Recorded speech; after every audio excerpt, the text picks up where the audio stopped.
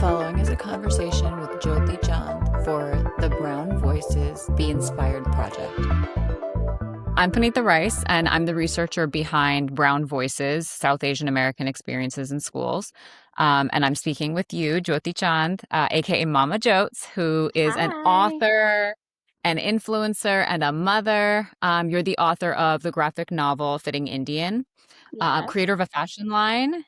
Yeah, a nighty brand right now. Okay, amazing. An influencer, content creator. Last I checked, over 217,000 followers on Instagram, over 92,000 on TikTok, over 44,000 on YouTube, combined total of over 353,000 followers and engaged fans across all platforms, which is Thank amazing. you. Well, you forgot Threads. Threads my What do you spot have right on what now. do you have on Thread?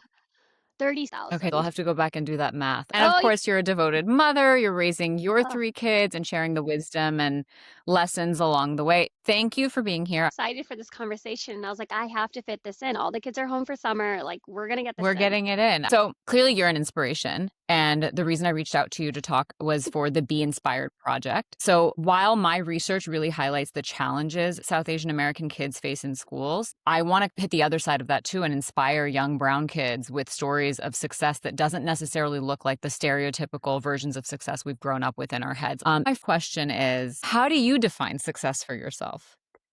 Truly, I have a great answer to this because I just reflected on this last weekend. My birthday's coming up, and it's always a time for reflection. And my biggest marker of success is the fact that I own my time. And like I get to you know, work when I want, eat when I want, be with my kids when I want to. And like owning your time is more valuable than any amount of money you could hand me. Because if I was working 6 days a week, day and night, yet I was making triple the amount, it would not mean the same because I wouldn't be able to spend my time in the way that I want to spend my time.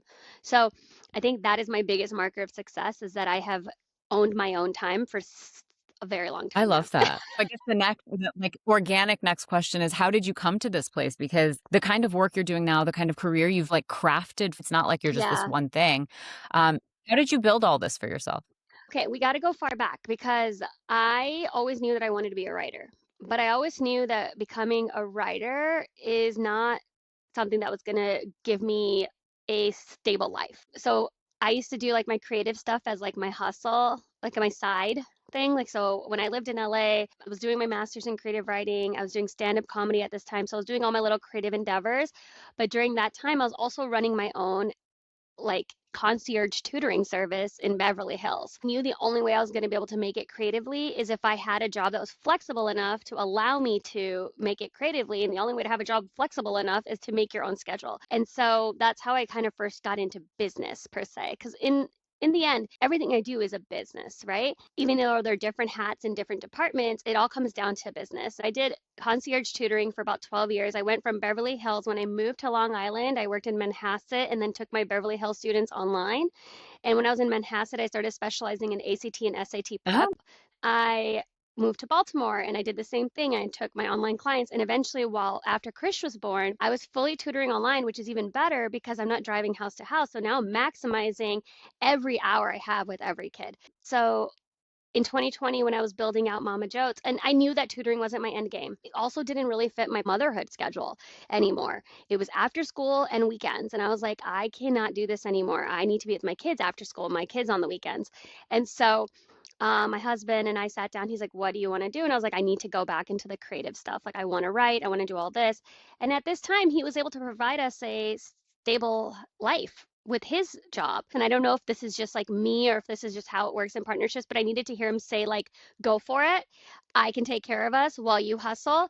Because the truth is while he was in residency and fellowship, I was the one hustling and I was working and I was like making sure we're saving up. And then now he's like, it's your turn to hustle. And so I was like, okay, cool. So I stopped tutoring and I went all in and I treated Mama Jotes like it was a job before it was a job. I made it my full-time job.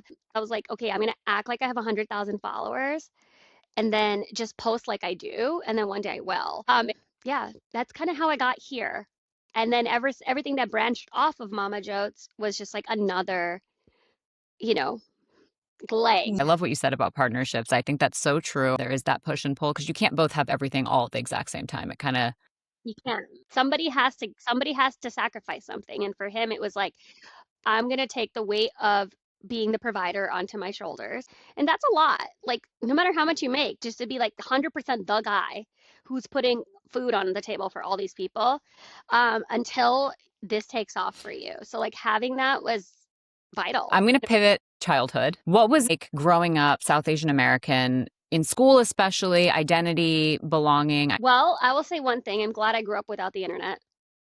I'll give you that because that would have sucked. Being South Asian, growing up in a primarily Mexican community, so I was just like a different kind of brown. I honestly thought I was like Mexican for a long time, and then I realized like I was actually not Mexican. Probably when I was like 5, went to kindergarten, and the teacher was like Joti, and I was like, no, it's Jyoti. That was actually what happened, and I was like, oh, I'm not Mexican. Um, but yeah, I grew up in La Puente, West Covina area in California, and honestly, there was a big fat border, like a big line between home and school. So when we were at home, we were so Indian, like Indian and Burmese. So my family's like Indo-Burmese. So like my dad's in a lungi all the time, and my mom's like speaking in Punjabi, dad's yelling in Burmese, and then like everything smells really Indian. It was like, village living. Like my grandmother, my uncle stopped by anytime with his family. Like everyone was like 3 blocks away. It felt very like Indian. And then I went to school and there was like nothing Indian about it.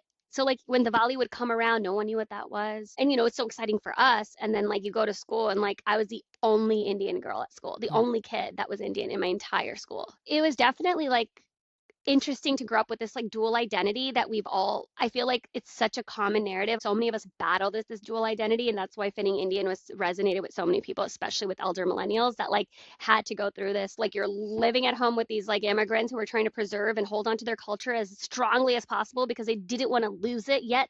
And then you're at school trying to be like a modern queen, but you can't be because you have dal chawal in your lunchbox and everyone has Oh Spice my Girl God. lollipops Oh and my your dad God. wouldn't buy you one. Flashbacks to lunchtime and like the little like roti roll. That's what I'm saying. My dad used to make me gobi sandwiches. There came a point where I fought so hard because I was like, I don't want this anymore. It was like fifth grade or something. So dad started sending me to school with 99-cent Jack in the Box sandwiches every day. He would go to the Jack in the Box drive-through, buy a 99-cent sandwich, and send me to school with it. And I was like a shrimp of a child. Like I was so tiny. Yeah. So I don't think he was worried about like my health at that point. And so every day through like 10th grade, I went to school with a Jack in the Box sandwich because I fought so hard. The next question I was going to ask you was about fitting Indian. Your main character experiences public shaming, kind of descends into the worst things that are born of shame, drinking, self harm. I know you've shared on your socials, you talk very openly about some of your experiences around that. And I know it's technically a work of fiction. Can you tell me things in your own experience that inform Natasha's story in Fitting Indian? Yeah, yeah. Fitting Indian is fiction, and the reason that it is fiction is because I wanted it to resonate with kids today, which is why it needed that social media aspect, right? But it is inspired by true events. So when I was 18, I actually attempted to take my own life. And I am like 5 years sober, 5.5 years sober now, because I did struggle with alcohol in my adolescent, and young adult time especially. I felt like there was just such a big tie into like my mental health and my alcohol use and all of this. And so I was thinking about it and I'm like, what did I need at 18 years old when I was sitting there and contemplating whether I was worth being around or not? And it was really this notion of being seen in some way. Like I felt like no other brown human has ever faced the problems I faced because nobody ever talked about it.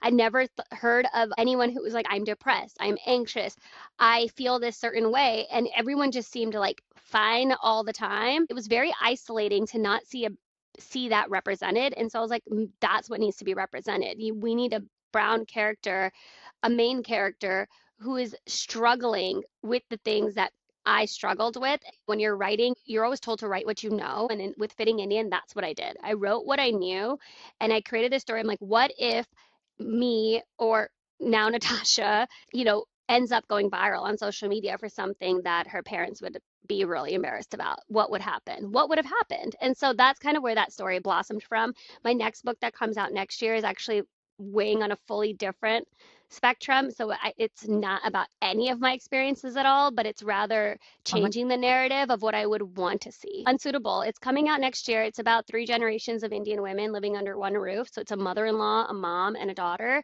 And the daughter's 18 and oh pregnant. my God.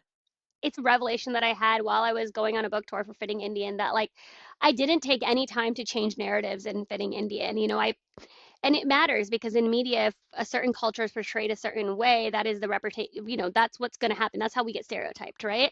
Um, so what if we change that narrative? Like, what if we said mother-in-law and daughter-in-laws are cool? What if they're besties? Like, what if the reaction to a teen pregnancy isn't what you think it's going to be? You've got young brown kids, I've got young brown kids. What we're seeing of their experiences in schools, besides obviously like social media and stuff, what do you think has changed between when we were growing up, brown millennials as kids in America versus our kids now at American schools? Representation.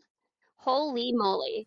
Like we have politicians, we have actors, actresses, writers, journalists, like CEOs on CEOs. The representation of Indians is not just in the medical space or the engineering space anymore. And that's what we saw growing up, right? My parents worked at the post office, but there weren't a lot of other Indian people working at the post office.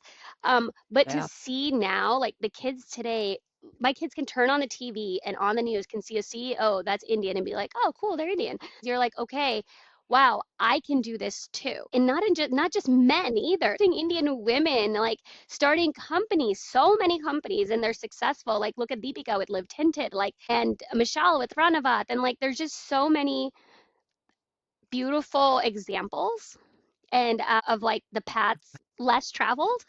And so now they don't feel as intimidating for our kids, I feel like. For anyone who is watching, the model minority myth is this stereotype. It's very persistent, very pervasive that brown Americans, particularly Indian and Pakistani and East Asians, don't really need help in school. They don't really struggle. They don't really need support because they're all smart. They're all going to be successful anyway. I'm wondering if that showed up for you in your life, and if so, how? I wasn't really aware of it if it did because I was a nerd. I was very good at school. Like I fit that mold.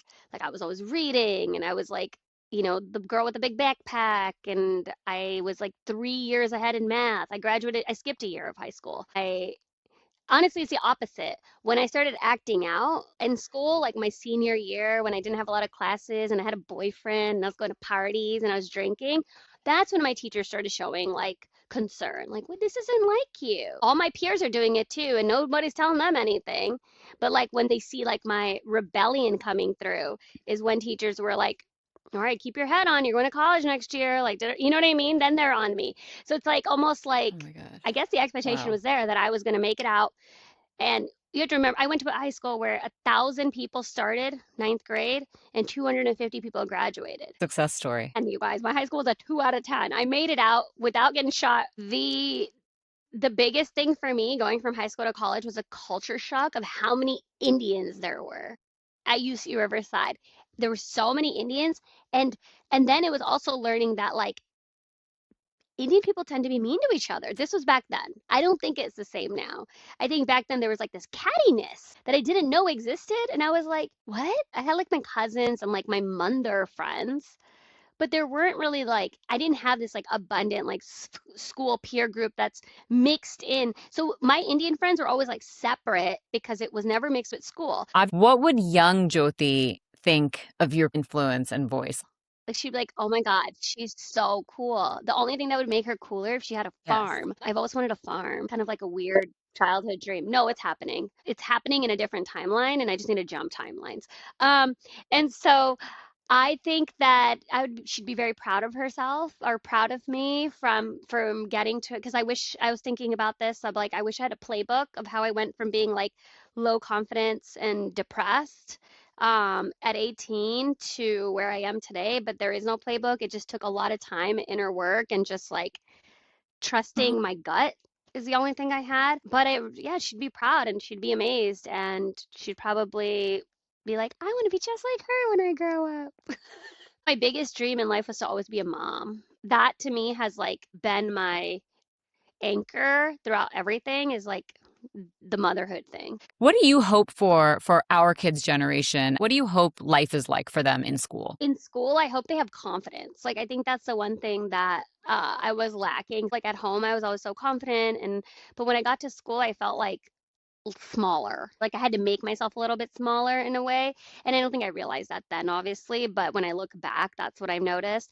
And I noticed with my kids, they're so confident at school and with their friends and in their classrooms. And I don't see them being like socially conscious of anything. They're just like themselves in front of, no matter if their friend's brown or their friend's white or their friend's black, they don't speak the language, but like they're into Bollywood songs, they dance Bollywood, but they're not like they don't feel othered by it. Whereas we felt othered by our culture, they don't feel othered by it. Thank you so much, Jyoti, Mama Jotes, for joining me here today, for your time, for sharing your story, talking about your childhood, and for being a part of Brown Voices. Thank you. I